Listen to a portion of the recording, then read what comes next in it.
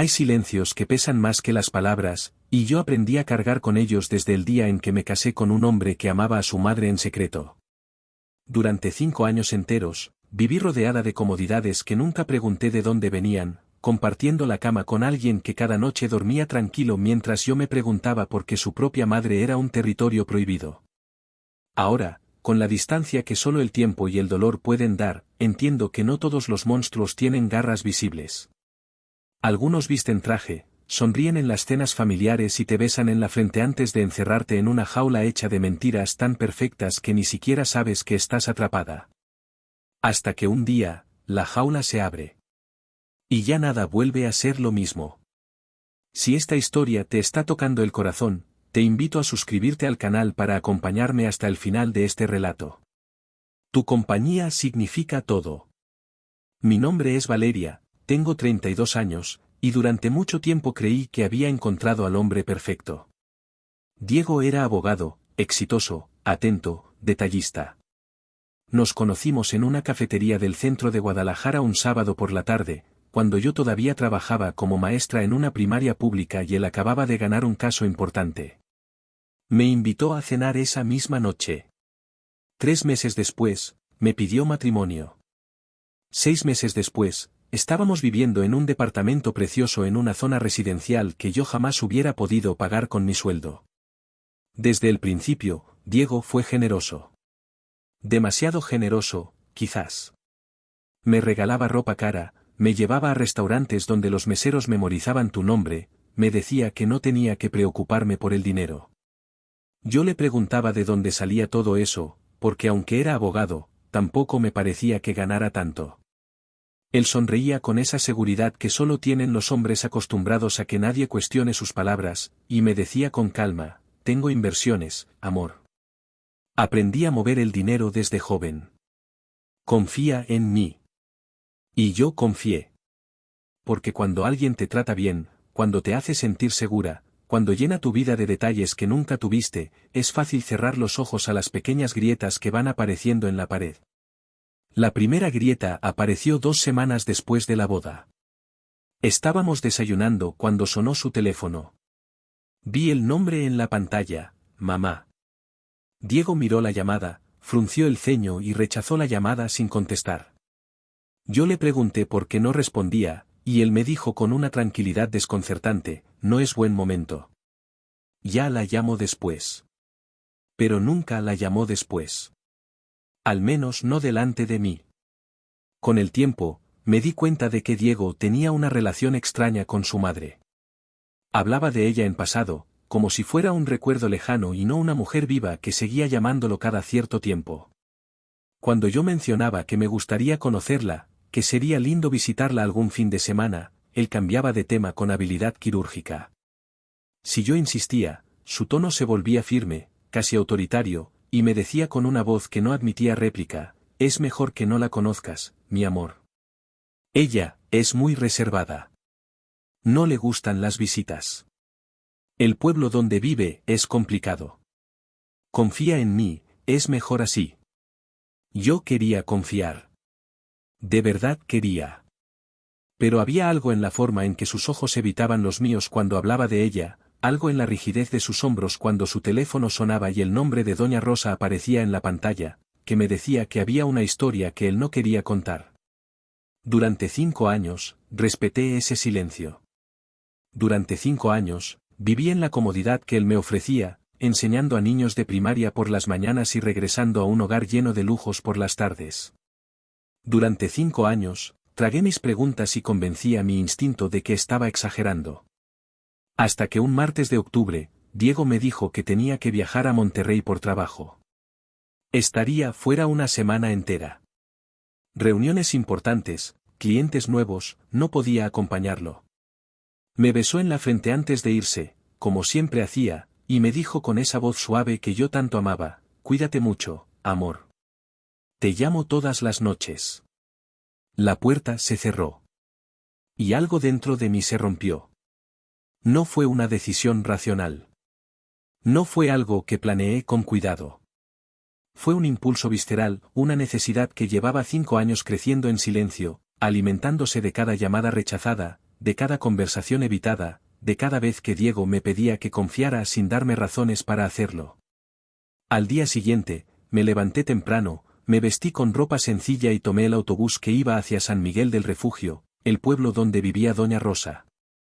Diego me había mencionado el nombre solo una vez, años atrás, en una conversación que él creyó que yo había olvidado. Pero yo no olvido.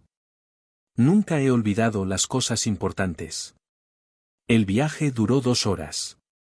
2 horas en las que mi mente imaginó los escenarios más oscuros, una mujer enferma, abandonada, resentida. Una madre cruel que había maltratado a su hijo y por eso él la mantenía lejos. Una anciana con problemas mentales que Diego protegía de la vergüenza pública. Cada kilómetro que avanzaba el autobús, mi corazón latía más rápido, como si supiera que estaba a punto de cruzar una frontera de la que no habría retorno. San Miguel del Refugio era un pueblo pequeño, polvoriento, con calles empedradas y casas de adobe pintadas en tonos pastel. Pregunté por la casa de doña Rosa en una tienda de abarrotes, y una señora mayor me indicó el camino sin hacer preguntas. Caminé despacio, sintiendo el peso del sol sobre mis hombros, sintiendo que cada paso me acercaba a una verdad que quizás no estaba lista para conocer. La casa era modesta, de paredes color terracota, con una puerta de madera desgastada por el tiempo y 2 ventanas pequeñas protegidas por rejas oxidadas. Me quedé parada frente a ella durante varios minutos, con la mano levantada, incapaz de tocar. Respiré profundo. 1 vez. 2 veces. Y finalmente, toqué. Escuché pasos lentos del otro lado. La puerta se abrió apenas unos centímetros, y entonces la vi. Doña Rosa tenía el rostro de Diego, los mismos ojos oscuros, la misma forma de la boca. Pero donde en mi esposo había seguridad y control, en ella solo había miedo. Un miedo profundo, antiguo, que se instaló en sus pupilas en el instante en que me reconoció. No sé cómo me reconoció. Quizás Diego le había mostrado alguna fotografía en alguna de sus visitas. Quizás simplemente supo, con ese instinto que tienen las madres, que yo era la mujer que dormía con su hijo. Intentó cerrar la puerta. Rápido. Casi desesperada. Pero yo ya había puesto el pie en el umbral, actuando por puro reflejo, y le dije con una voz que temblaba, por favor, señora. Solo quiero conocerla. Solo quiero hablar con usted. Ella miró hacia atrás, hacia el interior oscuro de la casa, como si esperara que alguien más estuviera allí. Luego miró hacia la calle, a ambos lados, con una urgencia que me heló la sangre. Y finalmente, con un movimiento brusco, me jaló del brazo y me metió dentro antes de cerrar la puerta de golpe. El interior estaba impecable. Limpio. Ordenado. Pero había algo profundamente perturbador en esa perfección. Las ventanas tenían rejas por dentro. La puerta principal tenía 3 cerrojos diferentes, todos del lado de afuera. Había un solo teléfono en la sala, pero cuando me acerqué vi que el cable estaba cortado. El reloj en la pared marcaba las 11 de la mañana, y doña Rosa no dejaba de mirarlo, de contar los minutos como si cada segundo fuera una cuenta regresiva hacia algo terrible. Se volvió hacia mí con los ojos llenos de lágrimas y me tomó de las manos con una fuerza que no esperaba de una mujer de su edad. Su voz era apenas un susurro quebrado cuando me dijo, tienes que irte ahora, antes de que él llegue. Diego no es quien tú crees que es. Y en ese momento, mi mundo comenzó a desmoronarse. Hay verdades que no se dicen porque son demasiado monstruosas para ser creídas. Hay palabras que, una vez pronunciadas, rompen para siempre la ilusión de que el mundo es un lugar justo. Y hay momentos en la vida en los que una se da cuenta, con una claridad dolorosa, de que ha estado viviendo dentro de una mentira tan grande que hasta el aire que respiraba estaba contaminado. Doña Rosa temblaba. No era el temblor de la vejez o del frío. Era el temblor de alguien que ha vivido tanto tiempo con miedo que su cuerpo ya no recuerda cómo es estar en paz. Me hizo sentar en un sofá viejo, de tela desgastada pero limpia, y se sentó frente a mí con las manos entrelazadas sobre el regazo, como si estuviera rezando.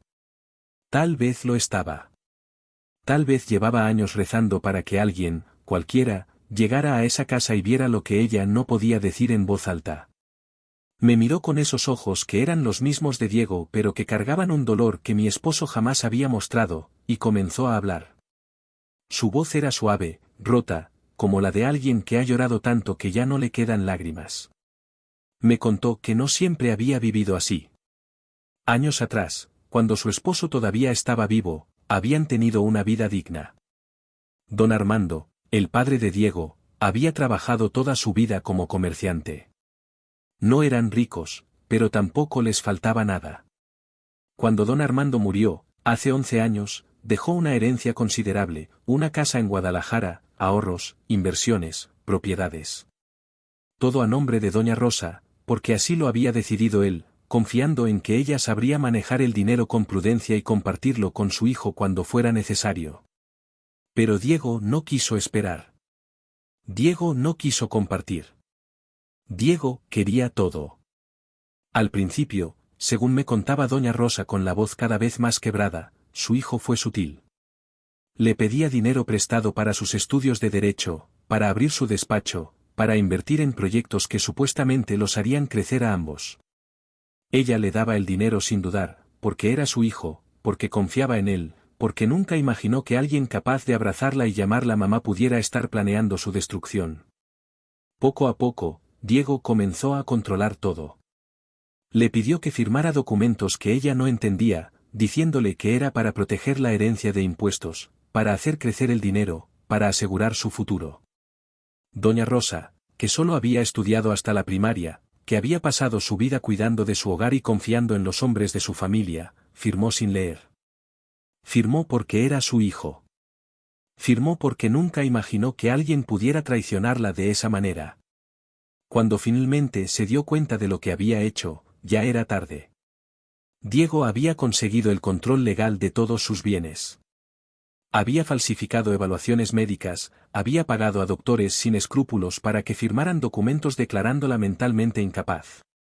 Había construido, papel por papel, mentira por mentira, una jaula legal tan perfecta que doña Rosa quedó atrapada sin posibilidad de escapar. La llevó a esa casa en San Miguel del Refugio, lejos de la ciudad, lejos de cualquiera que pudiera ayudarla. Le dijo que si intentaba escapar, si le contaba a alguien la verdad, él usaría esos documentos falsos para internarla en un psiquiátrico de verdad. Le dijo que nadie le creería, que era una anciana sin educación contra un abogado respetado. Le dijo que si lo arruinaba, él se encargaría de que pasara el resto de sus días en una institución donde nadie recordaría su nombre. Y doña Rosa, aterrorizada, quebrada, sola, obedeció. Durante 11 años, vivió en esa casa. Diego la visitaba una vez al mes, siempre el mismo día, siempre a la misma hora. Le traía comida, artículos de limpieza, lo mínimo indispensable. Le permitía llamarlo por teléfono una vez por semana, pero solo en su presencia, solo para decir que estaba bien, que no necesitaba nada. Si ella intentaba decir algo más, si su voz temblaba de una forma que pudiera despertar sospechas, Diego cortaba la llamada y la castigaba dejándola sin provisiones durante semanas. Durante 11 años, doña Rosa vivió con las ventanas enrejadas desde adentro, con la puerta cerrada con 3 candados que solo su hijo tenía llave, con el teléfono inútil colgando de la pared como un recordatorio de que el mundo exterior existía pero estaba fuera de su alcance. Durante 11 años, financió sin saberlo la vida de lujo de su propio hijo. El departamento donde yo vivía, la ropa que yo usaba, los restaurantes donde comíamos, las vacaciones que tomábamos. Todo salía del dinero que le habían robado a una anciana que no podía defenderse. Y yo, su esposa, la mujer que compartía su cama y su vida, no había sabido nada. Cuando doña Rosa terminó de hablar, el silencio que llenó esa sala fue tan pesado que apenas podía respirar. La miré, y ella me miró de vuelta, y en sus ojos vi una pregunta silenciosa: ¿me crees? ¿Cómo no iba a creerle? Todo encajaba. Cada pieza del rompecabezas que yo había ignorado durante 5 años de repente cobraba sentido. Las llamadas rechazadas. La prohibición de visitarla. El dinero que aparecía sin explicación. La forma en que Diego controlaba cada aspecto de su vida con una precisión quirúrgica. La forma en que me había convencido, con palabras suaves y sonrisas perfectas, de que todo estaba bien, de que todo era normal, de que yo solo tenía que confiar. Me puse de pie sin saber qué hacer, con las piernas temblando y el corazón latiéndome tan fuerte que pensé que iba a estallar. Doña Rosa se levantó también y se aferró a mi brazo con desesperación, como si yo fuera la última tabla en medio de un océano furioso. Y me dijo, con una voz que ya no era un susurro sino un grito contenido, por favor, ayúdame. Por favor. Llévame de aquí antes de que él regrese. Si me quedo, nunca voy a salir viva de este lugar. No lo pensé. No podía pensar. Solo podía actuar. Tomé su mano y le dije, vamos. Ahora. Pero entonces escuchamos el sonido que ambas temíamos. El ruido de un coche deteniéndose frente a la casa. El ruido de una puerta de coche cerrándose. El ruido de pasos acercándose a la puerta. Doña Rosa palideció. Me miró con un terror tan absoluto que sentí que me caía en un abismo sin fondo. Y susurró, con la voz rota, es él. Llegó antes de tiempo. Siempre llega antes de tiempo cuando sospecha algo. Escuchamos el sonido de las llaves en la cerradura. El primer candado abriéndose. El segundo. El tercero. Y entonces la puerta se abrió. Diego entró a la casa con una bolsa de supermercado en la mano, como si fuera la visita más normal del mundo. Pero cuando me vio allí, parada en medio de la sala junto a su madre, su rostro cambió. La máscara de amabilidad que yo había conocido durante 5 años se resquebrajó por un segundo, y por primera vez vi lo que había debajo. Frialdad. Cálculo. Y algo mucho peor, la certeza de que él tenía el control y no iba a soltarlo. Cerró la puerta detrás de él con calma. Puso la bolsa en el suelo. Y me dijo, con esa voz suave que yo había amado y que ahora me daba náuseas, Valeria, mi amor. ¿Qué haces aquí? Hay hombres que pueden mentir con tanta naturalidad que la mentira se vuelve más real que la verdad. Diego era uno de ellos. Incluso en ese momento, parado frente a mí con la evidencia de su traición respirando a mi lado en la forma de su madre aterrorizada, seguía sonriendo. Esa sonrisa pequeña, tranquilizadora, que usaba cuando quería convencerme de que todo estaba bien, de que yo estaba exagerando, de que mis preocupaciones no tenían fundamento. Me miró como si yo fuera una niña que acababa de hacer una travesura, y repitió la pregunta con una paciencia ensayada, Valeria, ¿qué haces aquí, amor? Te dije que este viaje era importante. Te dije que no era necesario que vinieras. Pero yo ya no era la mujer que había sido esa mañana. Algo se había roto dentro de mí, y no podía volver a armarse. Lo miré, y por primera vez en 5 años, lo vi de verdad. Vi al hombre que había construido una vida entera sobre el sufrimiento de su propia madre. Vi al hombre que me había besado cada noche sabiendo que el dinero con el que pagaba nuestras vacaciones venía de una anciana encerrada contra su voluntad. Vi al hombre que había elegido el lujo sobre la humanidad, el control sobre el amor, la ambición sobre cualquier rastro de decencia. Y le dije, con una voz que no reconocía como mía, tu madre me contó todo. Diego no se inmutó. Ni siquiera parpadeó. Solo dejó de sonreír, y en su lugar apareció algo mucho más peligroso, una expresión fría, calculadora, la expresión de alguien que está evaluando sus opciones y decidiendo cuál es la mejor estrategia para contener el daño. Se acercó a mí con pasos lentos, medidos, y habló con esa voz tranquila que usaba en los juzgados cuando quería desarmar al oponente, Valeria, mi amor, mi madre no está bien. Por eso la tengo aquí, donde puede estar tranquila, donde no puede hacerse daño ni confundir a la gente con historias que no tienen sentido. Ella tiene problemas de memoria, de juicio. Los doctores lo certificaron. Yo solo estoy protegiéndola. Era perfecto. Era convincente. Si yo no hubiera visto el miedo en los ojos de Doña Rosa, si no hubiera sentido el temblor de sus manos, si no hubiera visto las rejas en las ventanas y los candados en la puerta, tal vez lo habría creído. Tal vez habría dejado que me envolviera de nuevo en sus mentiras y me llevara de regreso a la vida cómoda donde nunca tenía que hacer preguntas difíciles. Pero ya no podía volver atrás. Me alejé de él y me coloqué entre Diego y su madre, como si mi cuerpo pudiera ser un escudo suficiente contra lo que él era capaz de hacer. Y le dije, con cada palabra temblando de furia y dolor, ella me mostró los documentos falsos. Me contó cómo la trajiste aquí. Me contó cómo la obligaste a firmar papeles que no entendía. Me contó cómo usaste su dinero para construir una vida que nunca te pertenecía. Por un momento, Diego se quedó inmóvil. Luego suspiró, como si yo hubiera cometido un error lamentable que ahora él tendría que arreglar. Se pasó una mano por el cabello, ese gesto que yo había encontrado encantador y que ahora me parecía repulsivo, y dijo con una tranquilidad escalofriante, «Está bien. Está bien, Valeria. Veo que esto se salió de control. Vamos a hablar, los tres, con calma. Vamos a aclarar todo. Pero primero, necesito que entiendas algo muy importante». Dio un paso hacia mí, y instintivamente retrocedí. Él notó mi miedo, y eso pareció darle una satisfacción oscura. Continuó hablando, pero ahora su voz había perdido cualquier rastro de calidez. «Tengo todos los papeles legales que demuestran que mi madre no está en condiciones de tomar decisiones. Tengo certificados médicos. Tengo testigos.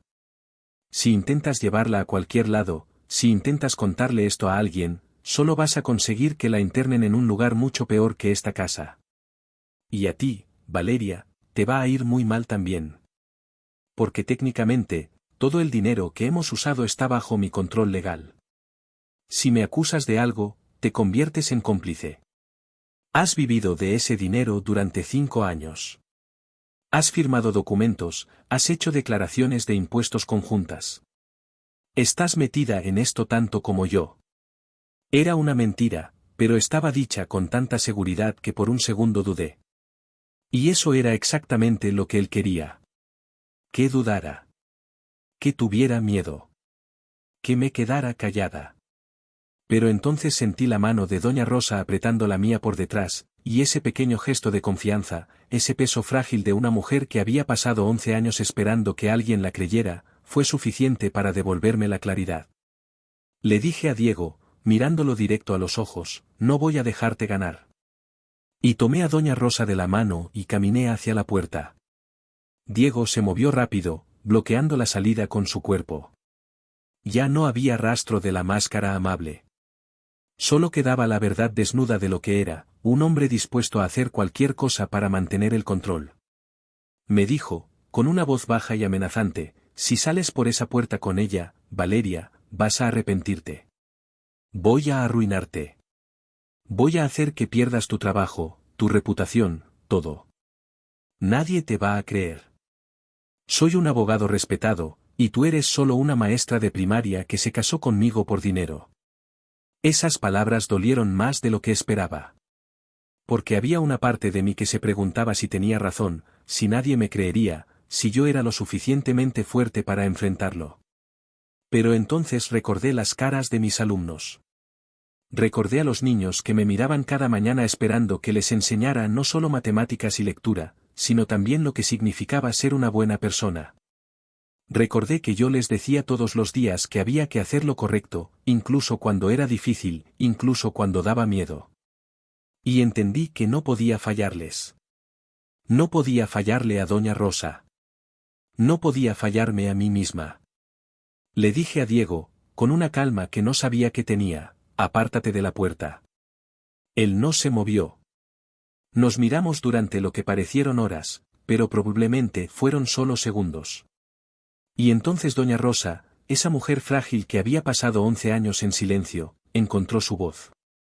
Le dijo a su hijo, con un dolor tan profundo que me partió el corazón, «¿Cómo pudiste hacerme esto, Diego? Yo te di la vida. Te crié. Te amé. Y tú me encerraste como si fuera un animal». Diego apretó la mandíbula, y por un momento pensé que iba a gritar, que iba a explotar. Pero lo que hizo fue peor. Se rió. Una risa corta, amarga, sin humor. Y le dijo a su madre, «Tú no entiendes cómo funciona el mundo. Papá te dejó todo ese dinero por lástima, no porque te lo merecieras. Yo soy quien construyó algo con él. Yo soy quien lo hizo crecer. Sin mí, lo habrías desperdiciado en tonterías. Doña Rosa comenzó a llorar, pero yo ya no podía quedarme allí ni un segundo más. Empujé a Diego con todas mis fuerzas, tomé a Doña Rosa del brazo y salimos corriendo de esa casa maldita. Corrimos por las calles polvorientas de San Miguel del Refugio mientras Diego gritaba detrás de nosotras, amenazando, exigiendo que regresáramos. Pero no lo hicimos. Seguimos corriendo hasta que llegamos a la plaza principal, donde había gente, testigos, y Diego ya no podía hacer nada sin exponerse. Nos subimos al primer autobús que encontramos, sin importar a dónde fuera. Solo necesitábamos alejarnos. Doña Rosa lloraba en silencio, aferrada a mi mano como si fuera lo único real en el mundo. Y yo, sentada en ese asiento de autobús destartalado, mirando por la ventana como el pueblo se alejaba, entendí que acababa de destruir mi vida tal como la conocía. Pero también entendí que algunas cosas valen más que la comodidad. Y que algunas batallas no se pueden evitar. La verdad tiene un precio, y yo estaba a punto de pagar cada centavo de él. Doña Rosa y yo llegamos a Guadalajara entrada la noche, exhaustas, asustadas, sin saber exactamente qué hacer pero sabiendo que no podíamos quedarnos quietas. Yo tenía miedo de volver al departamento que compartía con Diego, miedo de lo que él pudiera hacer si nos encontraba allí. Así que llevé a Doña Rosa al único lugar donde sabía que estaríamos seguras, al menos por esa noche, la casa de mi hermana Patricia. Patricia me abrió la puerta en pijama, con cara de sueño, y su expresión cambió a preocupación en el instante en que vio nuestras caras. No hizo preguntas.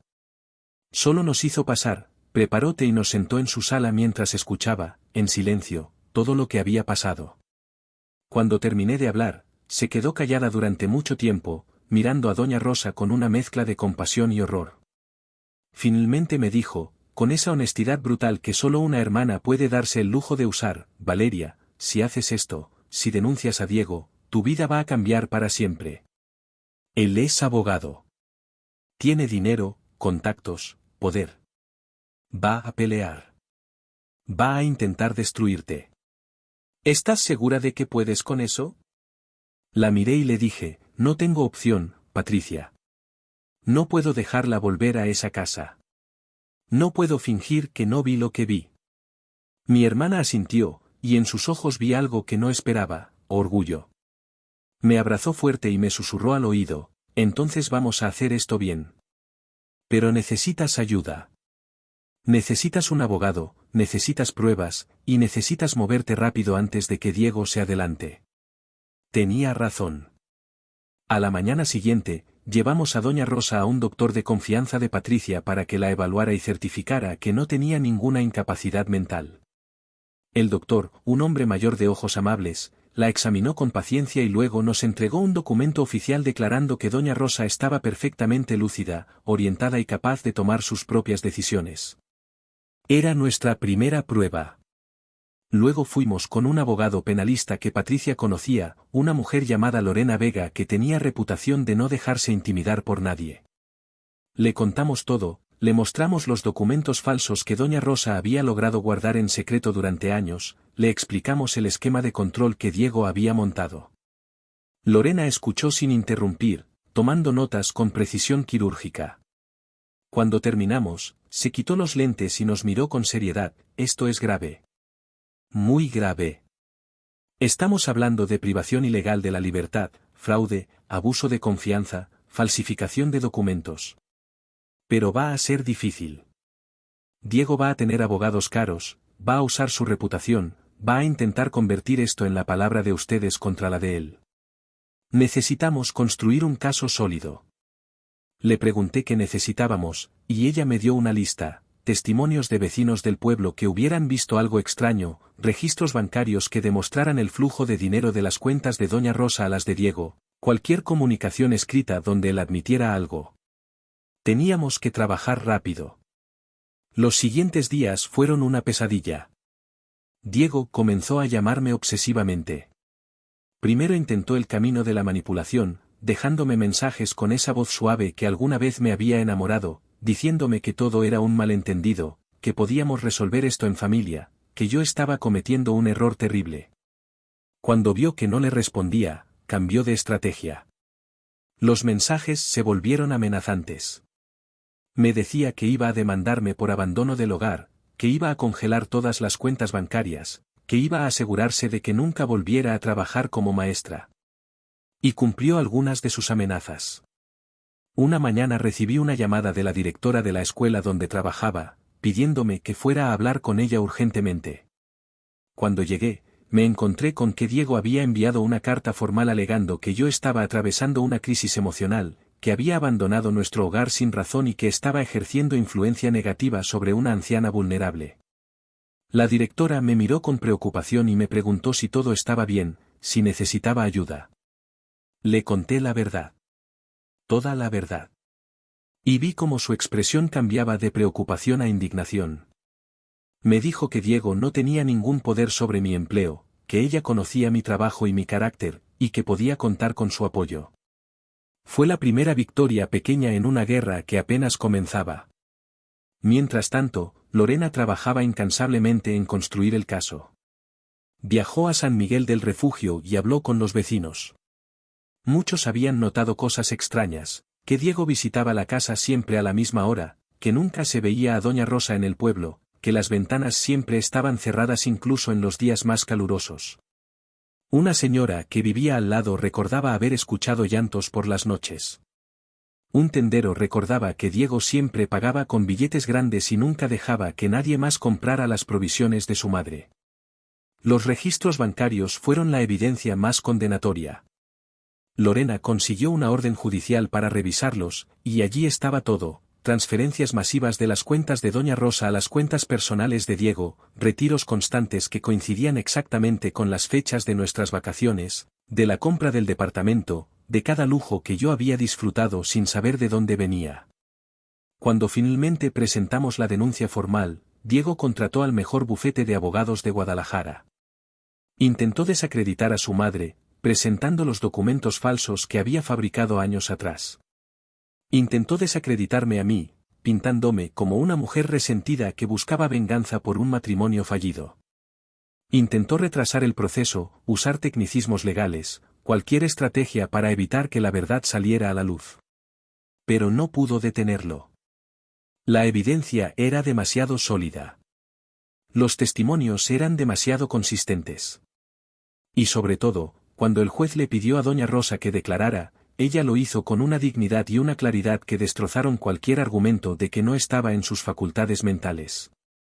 Le contó al juez, con la voz temblando pero firme, cómo había sido su vida durante 11 años. Le contó sobre las noches en que escuchaba el silencio de esa casa y se preguntaba si iba a morir allí sin que nadie supiera lo que le había pasado. Le contó sobre las veces que había intentado pedir ayuda, solo para que Diego la amenazara con consecuencias peores. Le contó sobre el día en que yo llegué a su puerta, y como por primera vez en más de una década sintió que tal vez, solo tal vez, había esperanza. El juez escuchó en silencio, y cuando Doña Rosa terminó de hablar, vi algo en sus ojos que me hizo pensar que tal vez, después de todo, la justicia existía. Diego fue arrestado 2 semanas después, cuando intentaba salir del país. Lo detuvieron en el aeropuerto con un boleto de ida a Madrid y una maleta llena de documentos que intentaba destruir. Los cargos fueron múltiples: privación ilegal de la libertad, fraude, falsificación de documentos, abuso de confianza agravado. Cada uno de ellos suficiente para quitarle años de libertad. Cuando lo vi por última vez, fue en la sala del juzgado durante una de las audiencias preliminares. Estaba esposado, con un traje que alguna vez me había parecido elegante y que ahora solo se veía como un disfraz. Me miró desde el otro lado de la sala, y en sus ojos ya no había amenaza ni cálculo. Solo había algo que tardé en reconocer: miedo. Miedo de perder el control. Miedo de enfrentar las consecuencias de lo que había hecho. Miedo de que el mundo finalmente lo viera tal como era. No sentí satisfacción al verlo así. Solo sentí un vacío profundo, una tristeza por el hombre que pudo haber sido y nunca fue, por los años que había perdido creyendo en una mentira, por todo el dolor que había causado solo por dinero. Pero también sentí algo más: alivio. Porque finalmente, después de tanto tiempo, la verdad había ganado. La libertad es extraña cuando llegas a ella después de haber vivido tanto tiempo en una jaula que no sabías que existía. Los primeros meses después del arresto de Diego fueron caóticos, devastadores, y a la vez extrañamente liberadores. Tuve que enfrentar realidades que había evitado durante 5 años, que todo lo que tenía, todo lo que usaba, todo lo que disfrutaba, había sido comprado con dinero robado a una mujer que no podía defenderse. El departamento lujoso donde vivía no era mío. Los muebles de diseñador, la ropa cara que colgaba en mi closet, los recuerdos de vacaciones en playas paradisíacas. Nada me pertenecía realmente. Todo era el producto de un crimen que yo había financiado sin saberlo, disfrutado sin cuestionarlo, legitimado con mi presencia y mi silencio. Lorena, mi abogada, me explicó con paciencia que legalmente yo no era responsable de los crímenes de Diego. No había forma de que yo supiera lo que él estaba haciendo, y los fiscales no tenían intención de acusarme de complicidad. Pero me dejó muy claro que todo lo que estaba a nombre de Diego sería confiscado como parte del proceso de restitución para doña Rosa. Eso significaba que tenía que empezar de cero, literalmente. Sin ahorros, sin propiedades, sin nada más que la ropa que llevaba puesta y el sueldo modesto de maestra de primaria que nunca había dejado de ganar. Volví a vivir con Patricia durante los primeros 3 meses. Dormía en el sofá de su sala, guardaba mis pocas pertenencias en una maleta pequeña debajo de la mesa de centro, y sentía una humillación profunda cada vez que tenía que pedirle prestado dinero para comprar cosas básicas como champú o pasta de dientes. Mi hermana nunca me hizo sentir mal por ello. Al contrario, me trataba con una delicadeza que me partía el corazón, como si yo fuera un jarrón roto que podía quebrarse aún más con un movimiento brusco. Pero yo me sentía mal de todas formas. Me sentía como un fraude, como una mujer de 32 años que había retrocedido a la dependencia de la adolescencia. Las noches eran las peores.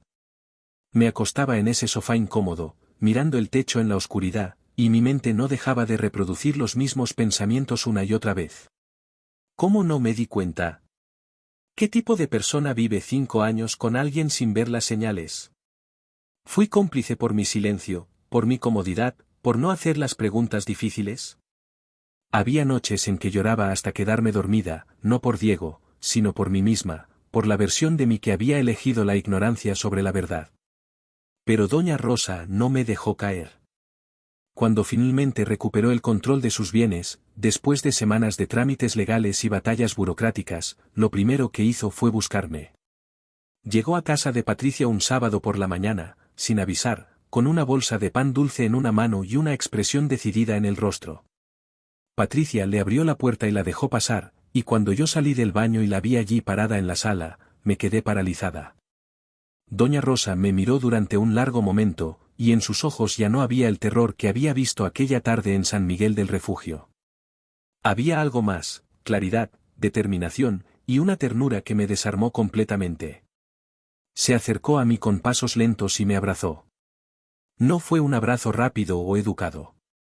Fue un abrazo largo, apretado, del tipo que te sostiene cuando sientes que vas a desmoronarte. Y yo me desmoroné. Lloré en sus brazos como no había llorado en semanas, liberando todo el miedo, la culpa, la vergüenza que había estado cargando. Cuando finalmente me separé de ella, secándome las lágrimas con las manos temblorosas, doña Rosa me tomó del rostro con sus manos arrugadas y me dijo con una voz firme: «Tú me devolviste la vida, Valeria. Ahora déjame ayudarte a reconstruir la tuya. Y no me digas que no, porque no voy a aceptar un no como respuesta». Intenté rechazar su ayuda. Le dije que no podía aceptar nada de ella después de todo lo que había pasado, que no sería justo, que yo necesitaba aprender a valerme por mí misma. Pero ella me interrumpió con una firmeza que no había escuchado antes en su voz, y me dijo algo que cambió mi perspectiva: «Valeria, durante 11 años mi hijo me quitó el derecho de dar. Me quitó el derecho de ser generosa, de ayudar, de amar como yo quisiera. Si me niegas esto, si no me dejas hacer algo bueno con el dinero que recuperé, entonces él sigue ganando. Déjame ser la persona que él no me permitió ser». Entendí entonces que aceptar su ayuda no era debilidad. Era permitir que ella también sanara, permitirle recuperar una parte de su humanidad que Diego le había arrebatado. Así que acepté, con lágrimas en los ojos y un nudo en la garganta.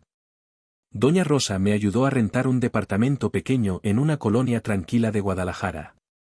No era lujoso, no tenía las vistas panorámicas o los acabados de lujo del lugar donde había vivido con Diego, pero era mío. O al menos, era un espacio que yo podía pagar con mi propio sueldo una vez que estuviera establecida. Tenía 2 habitaciones, una cocina pequeña pero funcional, y una sala con una ventana que daba a un árbol de jacarandá que en primavera se llenaba de flores moradas. Fuimos juntas a comprar muebles. Doña Rosa insistió en que eligiera lo que me gustara, pero yo elegí cosas sencillas, un sofá gris que encontramos en una tienda de segunda mano, una mesa de madera que un carpintero local estaba vendiendo, una cama con un colchón firme pero sin pretensiones. Cada objeto que entraba a ese departamento sentía como una declaración de independencia, como una forma de decirle al mundo que yo podía construir una vida sin lujos, sin mentiras, sin nada que no pudiera sostener con mis propias manos. Las primeras semanas en ese departamento fueron extrañas. Me despertaba en las mañanas y por un momento olvidaba dónde estaba, esperando ver las cortinas caras y las paredes impecables del departamento que había compartido con Diego. Luego recordaba, y la realidad me golpeaba como una ola fría. Pero con el tiempo, ese departamento pequeño comenzó a sentirse más como un hogar que cualquier lugar donde había vivido antes. Porque era honesto. Porque no escondía secretos. Porque cada cosa que había en él tenía una historia que yo conocía y podía contar sin vergüenza. Doña Rosa se convirtió en una presencia constante en mi vida.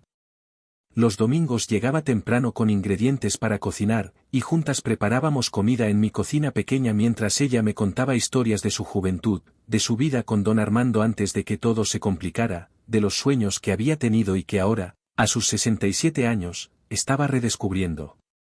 Me enseñó recetas que había aprendido de su madre, mole poblano que tomaba horas de preparación, tamales que envolvíamos juntas mientras reíamos de lo mal que me salían los primeros intentos, pan de muerto en noviembre que dejaba toda la casa oliendo a naranja y anís. Esos domingos se convirtieron en el ancla de mi semana. No importaba lo difícil que hubiera sido el trabajo, no importaba cuántas noches me había despertado con pesadillas sobre Diego, no importaba cuántas veces me había preguntado si había hecho lo correcto. Los domingos llegaba doña Rosa, y todo volvía a tener sentido. Mientras tanto, el proceso legal contra Diego avanzaba con una lentitud desesperante. Lorena me había advertido que estos casos podían tomar meses, incluso años, pero yo no había entendido realmente lo que eso significaba hasta que lo viví. Eran citas interminables con fiscales, declaraciones que tenía que repetir una y otra vez, momentos en que tenía que revivir los peores días de mi vida frente a desconocidos que tomaban notas y me miraban con expresiones indescriptibles. La prensa se enteró del caso, y por un tiempo mi nombre y mi cara estuvieron en los periódicos y en las noticias. Los titulares eran sensacionalistas, diseñados para vender más que para informar. Abogado exitoso mantenía a su madre prisionera por 11 años, esposa descubre el oscuro secreto de su marido, la casa del horror en San Miguel del Refugio. Algunos artículos me pintaban como una heroína. Otros insinuaban que yo debía haber sabido, que era sospechoso que no hubiera visto las señales. Dejé de leer las noticias después de la segunda semana. No podía soportar ver mi vida reducida a clickbait. En la escuela, algunos de los otros maestros me miraban diferente. Algunos con compasión, otros con curiosidad morbosa, y unos pocos con un juicio silencioso que dolía más que las preguntas directas. Pero la directora, la misma mujer que me había apoyado desde el principio, me llamó a su oficina una tarde y me dijo algo que nunca olvidaré: Valeria, lo que hiciste requirió más valor del que la mayoría de las personas tienen en toda su vida. No dejes que nadie te haga sentir menos por eso. El juicio finalmente comenzó en marzo, casi 8 meses después de que todo había explotado. Fueron 8 meses de testimonios dolorosos, de revivir una y otra vez cada detalle de aquella tarde en San Miguel del Refugio, de ver cómo los abogados de Diego intentaban desacreditar a su propia madre presentándola como una anciana confundida que había malinterpretado los cuidados de un hijo amoroso. Tuve que testificar 3 veces. La primera vez casi no pude terminar. Estaba sentada en el estrado, con Diego a menos de 10 metros de mí, y cuando el fiscal me preguntó cómo me sentí cuando descubrí la verdad, Mi voz se quebró y no pude continuar por varios minutos. El juez llamó a un receso, y Lorena me llevó afuera y me dio agua mientras yo intentaba recuperar la compostura. La segunda vez fue más fácil, no porque doliera menos, sino porque había aprendido a distanciarme emocionalmente de mis propias palabras. Hablé como si estuviera contando la historia de otra persona, alguien que se parecía a mí pero que no era yo. Describí los hechos con precisión clínica, las fechas, los lugares, las conversaciones. Los abogados de Diego intentaron hacerme tropezar, preguntándome por qué no había sospechado antes, por qué había aceptado vivir de ese dinero sin cuestionarlo, si no era cierto que yo me había beneficiado enormemente del crimen de mi esposo. Lorena objetó cada una de esas preguntas con una ferocidad que me sorprendió, y el juez las desestimó. Pero las preguntas quedaron flotando en el aire, plantando dudas, haciendo que algunos de los presentes en la sala me miraran con ojos menos comprensivos. La tercera vez que testemperé fue la más difícil, porque fue cuando tuvieron que preguntarme sobre mi matrimonio con Diego, sobre los momentos buenos, sobre las razones por las que me había enamorado de él. Y tuve que admitir, delante de todos, que había sido feliz con él. Que había habido risas, complicidad, momentos de ternura genuina. Que no había sido todo una mentira, o al menos no para mí. Y esa admisión dolió más que cualquier otra cosa, porque significaba aceptar que el amor y el horror pueden coexistir, que una persona puede ser amable contigo mientras destruye a alguien más, que nada es tan simple como quisiéramos que fuera. Doña Rosa también tuvo que testificar, y fue uno de los días más duros de todo el proceso. La vi caminar hacia el estrado con la espalda recta y las manos entrelazadas, y sentí un orgullo inmenso por esa mujer que había sobrevivido a 11 años de cautiverio y ahora enfrentaba a su captor con una dignidad que él nunca había tenido. El fiscal le pidió que describiera su vida durante esos 11 años. Doña Rosa habló con una voz clara, sin dramatismos, simplemente contando los hechos. Describió las mañanas en que se despertaba y lo primero que veía eran las rejas en las ventanas. Describió las tardes en que intentaba leer pero no podía concentrarse porque el miedo era demasiado grande. Describió las noches en que lloraba en silencio, preguntándose si alguien la extrañaba, si alguien se preguntaba dónde estaba, si moriría en esa casa sin que nadie lo supiera.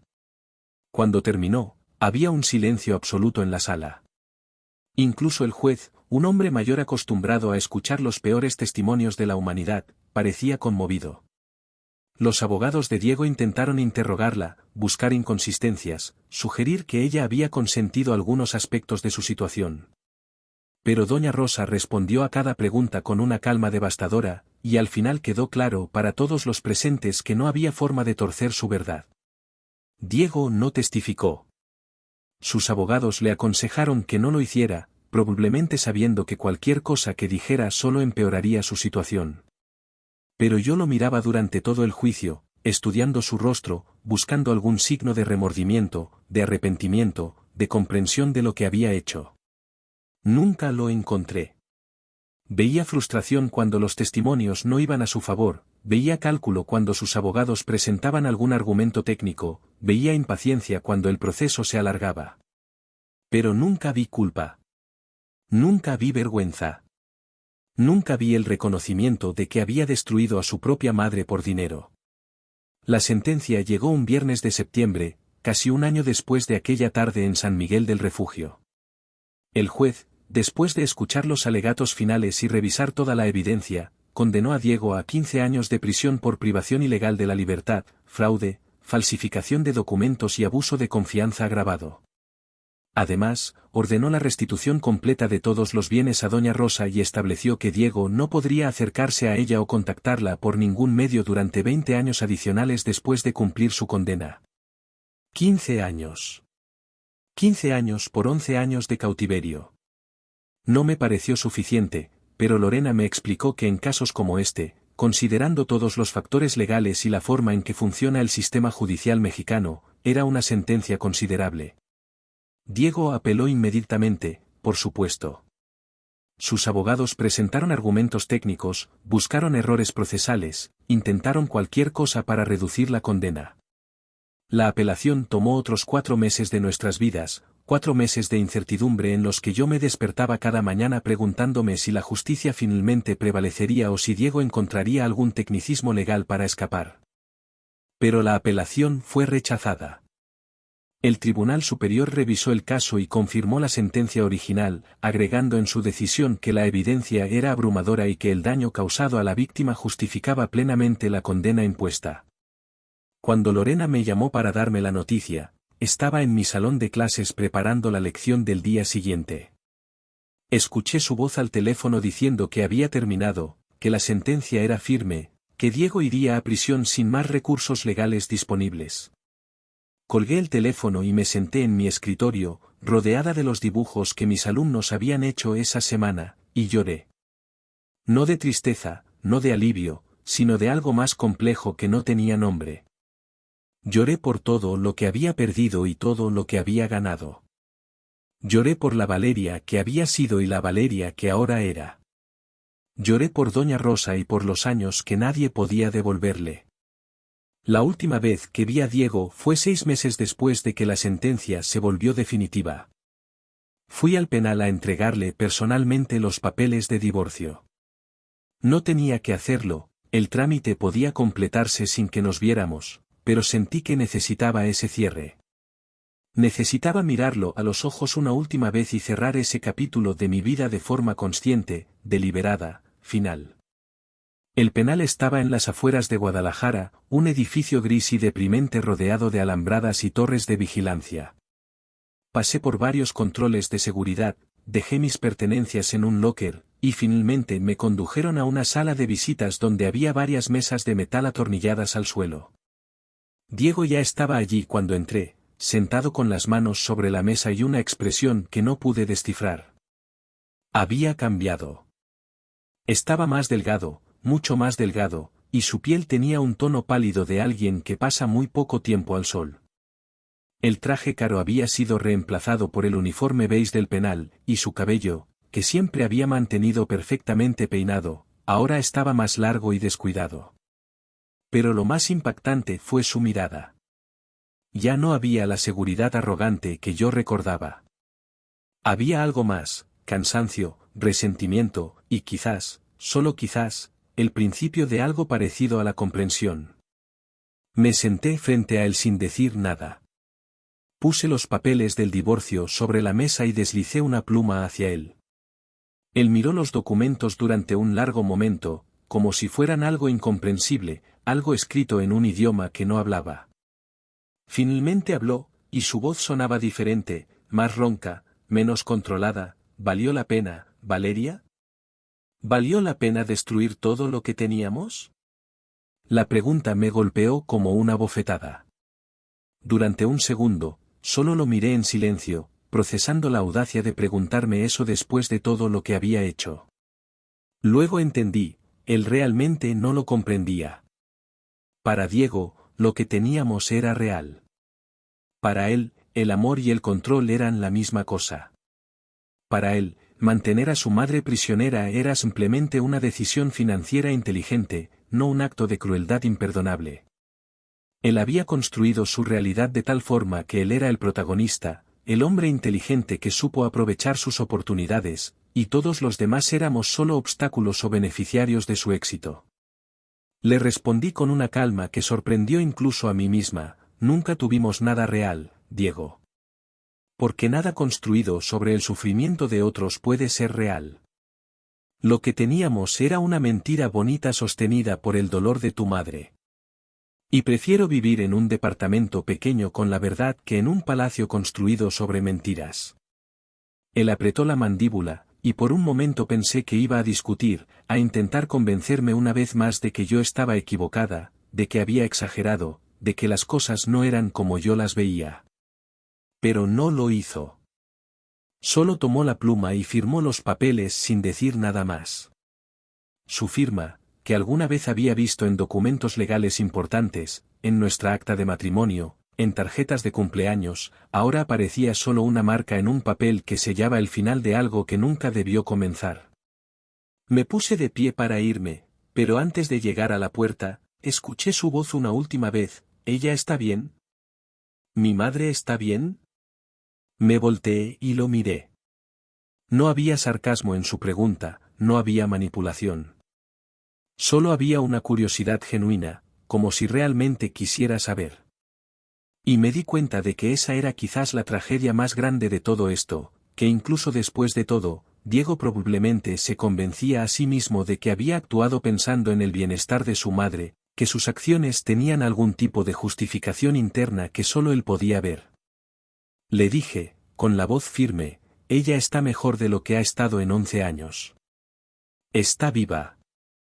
Está libre. Y está aprendiendo a perdonarse por haberte amado más de lo que tú la amaste a ella. No esperé su respuesta. Salí de esa sala, del penal, y conduje de regreso a mi departamento con las ventanas abiertas, respirando el aire fresco, sintiendo que finalmente, después de todo, estaba libre. Hoy, 3 años después, mi vida es completamente diferente a lo que era y completamente diferente a lo que imaginé que sería.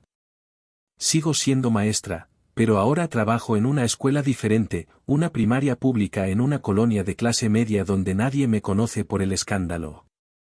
Para ellos soy simplemente la maestra Valeria, la que les enseña matemáticas a los de 4º grado y que siempre tiene una palabra amable para los niños que están pasando por momentos difíciles. Vivo en el mismo departamento pequeño, el que doña Rosa me ayudó a conseguir. Ya pagué toda la ayuda inicial que ella me dio, insistiendo en hacerlo aunque ella me dijo 1000 veces que no era necesario. Ahora el departamento es completamente mío en todos los sentidos. He ido agregando cosas poco a poco, plantas que compro en el mercado los sábados y que llenan la sala de verde y vida, libros de segunda mano que leo en las noches, fotografías enmarcadas de momentos que realmente importan.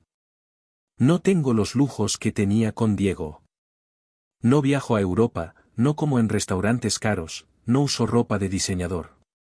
Pero soy más feliz de lo que nunca fui en aquella vida construida sobre mentiras. Porque ahora cuando me miro al espejo, reconozco a la persona que me devuelve la mirada. Y esa persona, con todas sus cicatrices y sus errores y sus miedos, es alguien de quien puedo sentirme orgullosa. Doña Rosa y yo nos seguimos viendo todas las semanas. Ella volvió a vivir en la casa de Guadalajara, la que su esposo don Armando le había dejado y que Diego le había quitado. La renovó completamente, la llenó de plantas y de luz, y ahora es un lugar donde la gente va a visitarla porque quiere, no porque está obligada. Se reconectó con viejas amistades que creía perdidas, viajó a lugares que siempre quiso conocer, se compró ropa que le gusta y no la que alguien más decidió por ella. Ha vivido estos 3 años con una intensidad que me inspira cada día, recuperando el tiempo que nadie puede devolverle pero que ella se niega a seguir perdiendo. Los domingos siguen siendo sagrados para nosotras. Llegamos a su casa o a la mía, cocinamos juntas, hablamos de todo y de nada, y en esos momentos entiendo que lo que tenemos ahora es más valioso que cualquier cosa que perdí. Porque es real. Porque está construido sobre verdad, sobre respeto mutuo, sobre el tipo de amor que no necesita control para existir. A veces, cuando estamos sentadas en su sala tomando café después de comer, ella me mira con esos ojos que ya no tienen miedo y me dice con la voz llena de emoción, gracias por creerme, Valeria. Gracias por no dejarme allí. Gracias por ser más valiente que yo. Y yo siempre le respondo lo mismo, lo que siento en lo más profundo de mi alma, gracias a usted por enseñarme lo que significa ser valiente de verdad. Gracias por mostrarme que nunca es tarde para elegir la verdad, sin importar el costo. Porque eso es lo que aprendí de todo esto. Que la verdad duele, que la justicia tiene un precio altísimo, que hacer lo correcto puede significar perderlo todo. Pero también aprendí que al final, lo único que realmente nos define no es lo que tenemos o lo que aparentamos, sino lo que estamos dispuestos a sacrificar por las personas que amamos y por los principios en los que creemos. Diego sigue en prisión, cumpliendo su condena. Probablemente saldrá en unos 12 años si se porta bien y obtiene beneficios. No siento odio por él, no lo pienso con rabia. Solo siento una tristeza profunda y distante por el hombre que eligió el dinero sobre la humanidad, el control sobre el amor, la ambición sobre cualquier posibilidad de redención. Siento pena por alguien que tuvo todo lo que importaba, una madre que lo amaba, una esposa que confiaba en él, una vida con posibilidades, y lo destruyó todo por cosas que al final no significan nada. A veces me pregunto si en la soledad de su celda habrá llegado a entender lo que hizo, si habrá momentos en los que se despierte en la madrugada y sienta el peso de sus decisiones. No lo sé. Probablemente nunca lo sabré. Y está bien así. Ya no necesito respuestas de él. Ya no necesito su arrepentimiento para poder sanar. Y yo sigo adelante, un día a la vez, enseñándoles a mis alumnos que la bondad importa, que la honestidad importa, que defender a quien no puede defenderse a sí mismo importa. Les enseño con mi ejemplo, no solo con mis palabras. Porque ahora puedo mirarlos a los ojos y saber que cuando les digo que hagan lo correcto incluso cuando sea difícil, yo misma he vivido ese principio. Hay cicatrices que nunca sanarán completamente. Hay noches en que todavía me despierto con pesadillas, recordando aquella tarde en San Miguel del Refugio, la expresión en el rostro de Diego cuando me vio allí con su madre. Hay momentos en que me pregunto cómo habría sido mi vida si nunca hubiera tomado ese autobús, si hubiera seguido viviendo en la ignorancia cómoda. Pero esas cicatrices son la prueba de que sobreviví. Son la evidencia de que luché, de que no me quedé callada cuando habría sido más fácil hacerlo, de que cuando llegó el momento de elegir entre la comodidad de la mentira y la dureza de la verdad, elegí bien. Y esa elección, esa decisión de una tarde de octubre que cambió todo, es lo que me permite dormir en paz ahora. Porque al final del día, lo único que realmente nos pertenece, lo único que nadie puede quitarnos sin importar qué tan poderosos sean o cuánto dinero tengan, es nuestra integridad. Esa es la lección que aprendí en la casa que guardaba silencio. Y es la lección que llevaré conmigo por el resto de mi vida.